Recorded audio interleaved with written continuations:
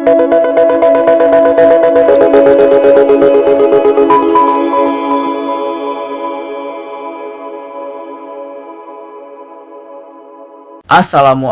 warahmatullahi wabarakatuh. Disclaimer: I am Zayd Haji, a regular student of finance, not an economist, policymaker, or legal expert. The views expressed in this podcast are purely academic and based on publicly available information. They are intended to promote discussion and critical thinking, not to criticize, challenge, or oppose any government, policy, or action. Nothing mentioned here should be taken as investment advice, policy recommendation, or legal opinion. Please treat this purely as a student's perspective for educational purposes. Nation on lease, the interest trap that's holding India hostage. Welcome to the IFR podcast channel, the voice of ethical finance for a world in search of moral clarity. I'm your host, Zayd Iqbal Haji, author, researcher, and founder of 3 impact-driven platforms: IFR, Islamic Finance Research; ISR, Islamic Studies Research; and IGC, Islamic Guidance Council. These institutions were not built for branding, they were born from a need to bridge revelation and real-world systems, to revive amana in leadership, and to reimagine finance through the lens of faith. Through my books, Investing in Value Stocks, Investing in the Stock Market, Investing in Mutual Funds, and Business and Money for Life, I've sought to demystify money with actionable knowledge. And through Unlock Your Mind and Self-Respect and Self-Esteem, I've explored the emotional undercurrent of financial decisions and spiritual dignity. In this episode of our ongoing series, Zayd's Rules Ethical Finance for a Global Audience, we turn our gaze toward a reality often hidden in plain sight. Nation on lease, this isn't a metaphor. It's a diagnosis of the modern world where sovereignty is sold, policy is pawned, and nations, once built on principles, now run on payments. From colonial residue to neo-colonial debt traps, we dissect how economies are mortgaged and how financial dependency is institutionalized. This episode is not just about what's broken, it's about what needs rebuilding. Let's begin. Nation on Lease, where we dig deep beneath the glitter of economic growth and uncover the uncomfortable truths about how modern finance really works. Today's episode is not just a conversation, it's a wake-up call. Because behind all the GDP celebrations, investment headlines, and forex numbers lies a silent crisis. One that's pushing India into a cycle of endless borrowing, interest payments, and economic dependence. India on credit, the nation's ledger unlocked. Let's pause the noise of headlines for a moment and ask a deeper question. How much debt is the government of India actually carrying? Not the kind of debt you whisper about at a tea stall, but the true scale of what the union is obliged to repay year after year with interest, diplomacy, and often compromise. As on March 31st, 2026, the total internal and external liabilities of the Indian government are projected to reach an astounding 196.78 lakh crore. To put that in perspective, that's nearly 200 trillion rupees. A number so large, it could fund hundreds of social schemes, pay for countless infrastructure projects, or even underwrite several years of national budget if it weren't already owed. Now compare this to the previous year, March 31st, 2025, where the government's total debt was 181.74 lakh crore. In just 1 year, the burden grows by over 15 lakh crore. That's not just inflation, it's compounding commitments. Let's break that number down further because this is not just academic jargon, this is the financial DNA of the country. Internal debt and other liabilities, which include money the government borrows within India through things like bonds, treasury bills, and securities, are expected to rise from 175.55 lakh crore in 2025 to 190.14 lakh crore in 2026. External debt or money borrowed from foreign institutions and governments grows from 6.18 lakh crore to 6.63 lakh crore in the same period. It's important to note that this external debt figure is recorded at historical exchange rates, meaning it's measured based on the value of the rupee when the debt was originally taken, not current rates. So if the rupee weakens, the real cost of repaying these loans increases, even if the official books show a more stable number.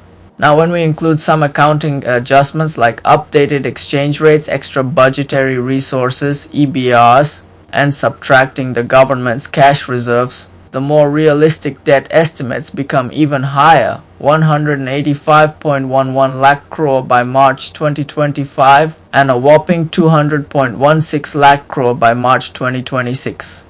That's the real weight of the burden we carry. But where does this debt actually come from? Let's talk internal debt. This includes loans raised in open financial markets through various bonds. It includes Treasury Bills, short-term instruments the government issues to state governments, commercial banks, and other investors. There are also non-negotiable, non-interest-bearing rupee securities issued to international financial institutions. Yes, money borrowed without offering a return, based on mutual understanding or policy obligations. This debt is meticulously tracked. In fact, the government has been maintaining records since the very first 5-year plan.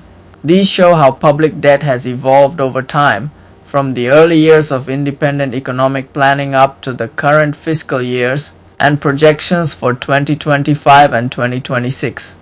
But internal and external debts aren't the full picture. The government of India also carries a significant layer of other financial liabilities, the kind that rarely make it into public discourse.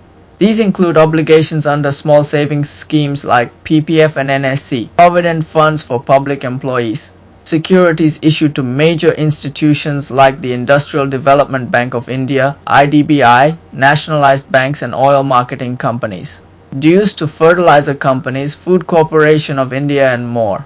Deposits under the Special Deposit Scheme, civil deposits, local funds, and the depreciation reserves of government-run enterprises.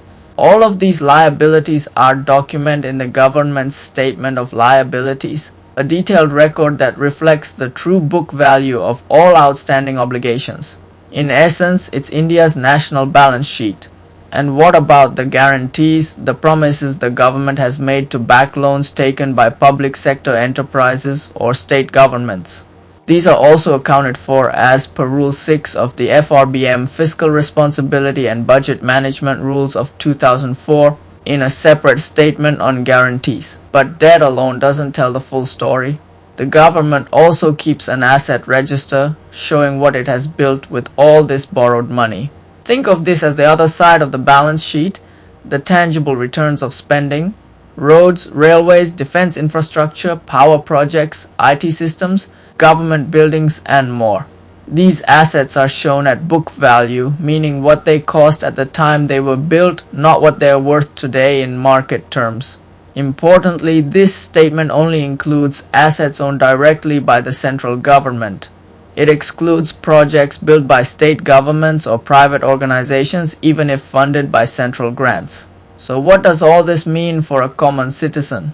It means the country is borrowing heavily to sustain itself, and each citizen, directly or indirectly, shares that burden. It means that while infrastructure grows and GDP rises, there is a hidden cost of dependency.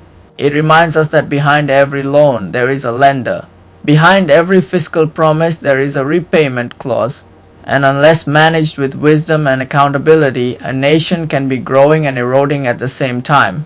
Let's begin with the number 171.78 lakh crore. That's the total liabilities of the Indian central government as of March 2024. Think about it. 171 lakh crore. It's not just a mind-boggling number, it's a heavy anchor on our national economy.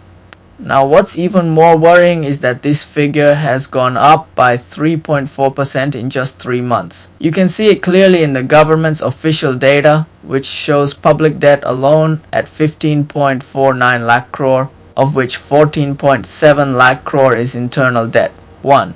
Total liabilities of the central government, March 2024. Now, how is this debt funded? Through borrowing, of course. And that's where Treasury Bills come in, short-term borrowing instruments the government uses to manage cash flow.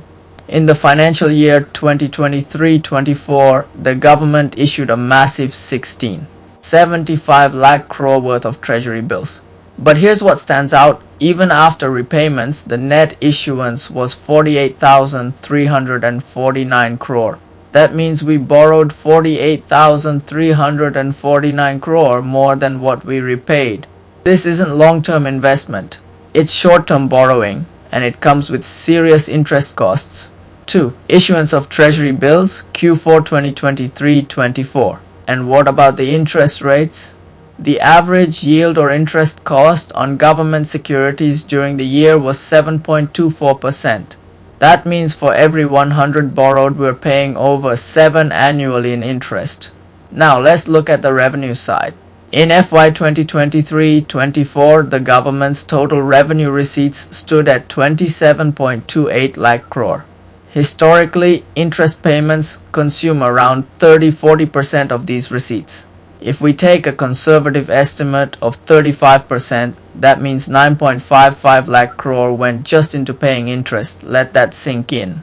Nearly 1 out of every 3 earned by the government is being used not to build hospitals or schools, but to pay back lenders. What we're witnessing is a system where we borrow more to pay off previous borrowings, a cycle of circular borrowing.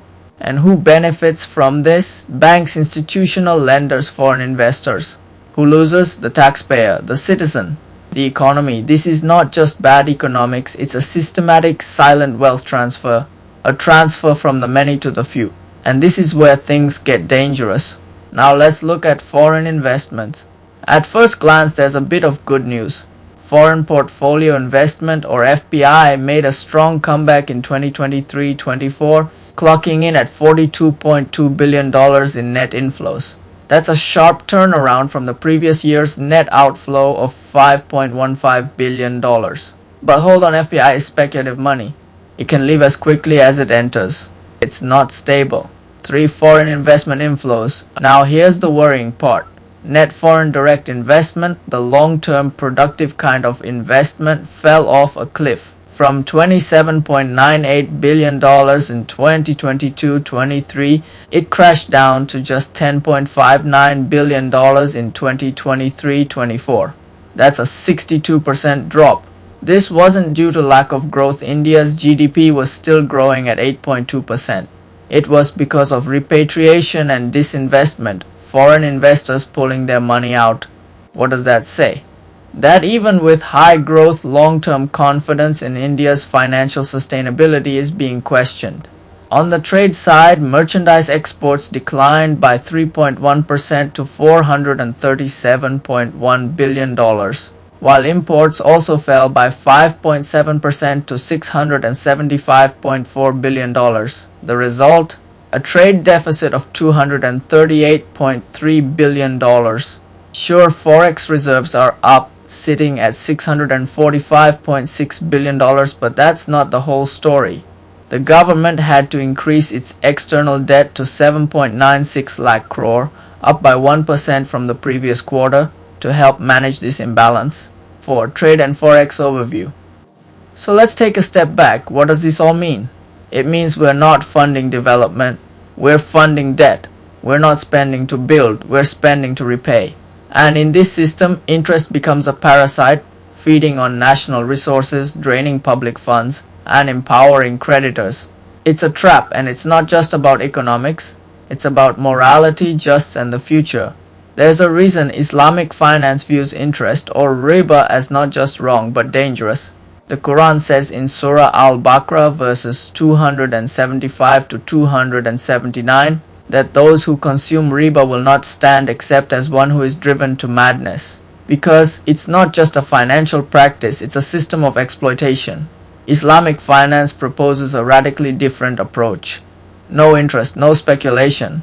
Only asset-backed profit and loss sharing models that prioritize fairness over profit maximization. Take Sokok, for instance, Islamic bonds. Instead of earning interest, Sokok holders earn returns based on the performance of real assets like highways or ports. Everyone shares the risks and everyone shares the profits. Or look at Mudaraba and Musharacha partnership models where one party contributes capital, the other contributes effort, and profits are shared. It's a model built on transparency, ethics, and mutual benefit, not manipulation. Under Islamic finance, every rupee must be tied to something real, a product, a service, a business. No paper games, no speculative bubbles. just honest, equitable finance. And this isn't just theoretical. Countries like Malaysia, the UAE, and Saudi Arabia have implemented these systems with great success, financing infrastructure, housing, and entrepreneurship without relying on interest. India, a nation rooted in diversity, fairness, and resilience, should be bold enough to explore these options. The current system is failing, and not just economically but ethically. Interest payments are devouring public funds. Debt is growing, inequality is widening. Young people are trapped in EMIs before they turn 25, from phones to bikes to homes. This is not freedom, this is not growth. This is debt dependency. A closer look at India's economic surge, growth, or debt-driven illusion. On July 6, 2025, the Indian government proudly announced its latest economic performance through a report titled India's Economic Surge. The headline figure was striking, a 6.5% GDP growth for 2024-25, making India the fastest growing major economy in the world. This is no small achievement, especially when much of the world is grappling with economic stagnation, inflation, and geopolitical uncertainties. The statement from RBI Governor Sanjay Malhotra reinforced the optimism. In this global milieu, the Indian economy remains a key driver of global growth. Growth momentum is buoyed by strong domestic growth drivers, sound macroeconomic fundamentals, and prudent policies. But this raises a critical question. Is this growth genuinely driven by sound fundamentals and prudent policies as claimed, or is it being powered by an ever-growing mountain of debt? What the GDP report celebrates. Before questioning the structure beneath the numbers, let's acknowledge the reported achievements.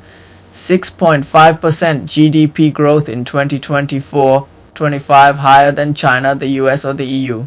Inflation dropped to 2.82% in May 2025, its lowest in over 6 years. Exports hit an all-time high of $824.9 billion US. Strong manufacturing and service sectors, high investor confidence, and booming capital markets. On the surface, this seems like a dream scenario, strong growth with low inflation and increasing global engagement. But every economic engine runs on some kind of fuel, and in India's case, a large portion of that fuel is debt. The debt-based growth cycle, a reality check? Here's where the discussion turns serious. As per the government's own budget documents and official statements, India's total public debt as of March 31, 2025 stood at 181.74 lakh crore. This is expected to rise further to 196.78 crore by March 2026. Now pause and think. The country is growing fast, yes, but it's also borrowing fast, not just to build infrastructure or spur investment, but to meet past interest obligations and roll over previous loans. This is what economists call a debt-based growth cycle. In simpler terms, the government borrows to spend and stimulate growth. That spending boosts GDP in the short term, but the loan needs to be repaid with interest. To meet that, the government borrows again. Rinse and repeat. So while GDP is rising, so is our debt burden. The key question becomes, is this growth sustainable without borrowing more every year? Question for RBI Governor Sanjay Malhotra. Mr. Malhotra confidently stated that India's growth is driven by strong domestic growth drivers and prudent policies.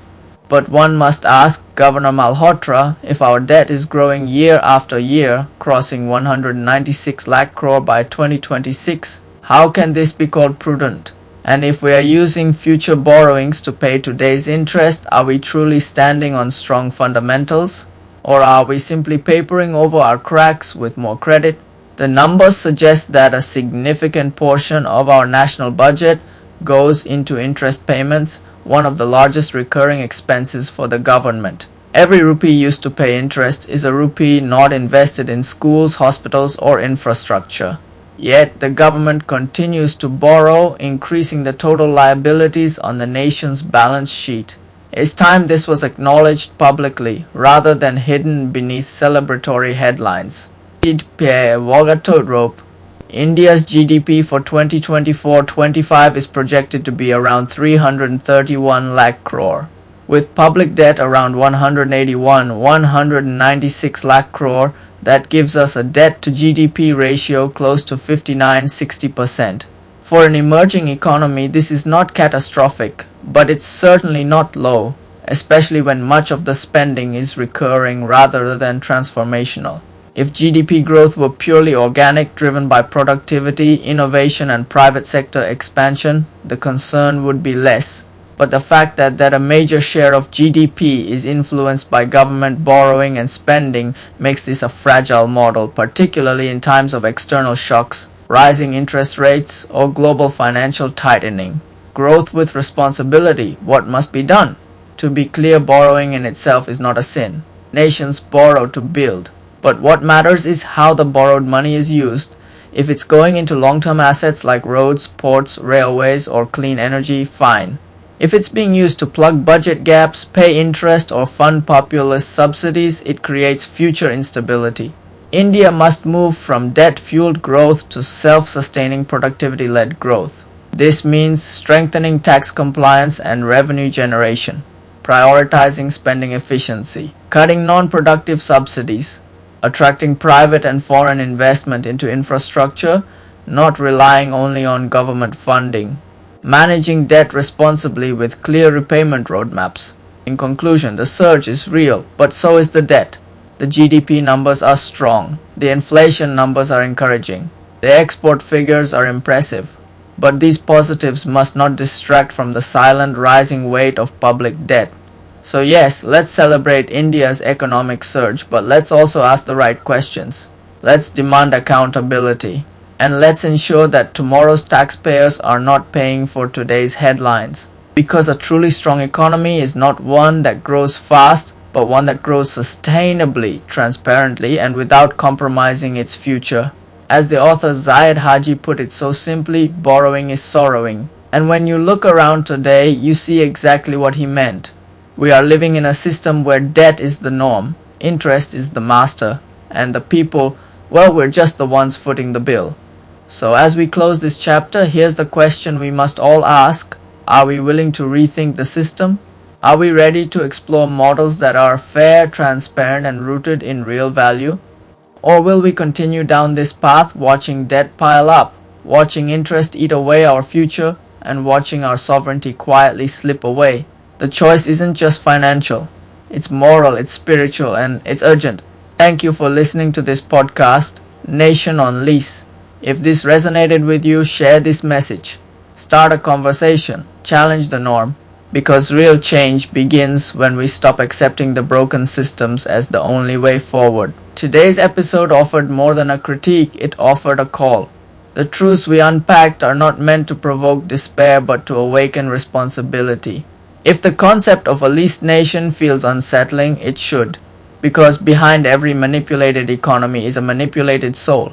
But in every financial system hijacked by injustice lies the blueprint for its revival, rooted in revelation, built through ethics, and sustained by those willing to think beyond transactions. To explore further, visit my official websites zaydhaji.com and zaydalhaji.com, where thought meets action. My works across ethical finance, spiritual economics, and personal empowerment are available in both ebook and paperback format through Google Play Books, Amazon Kindle, Amazon India, and Flipkart. This was Zayed's Rules Ethical Finance for a global audience, where every episode is a step toward financial reclamation. Until we meet again, stay aware, stay anchored, and may your wealth always reflect your worship.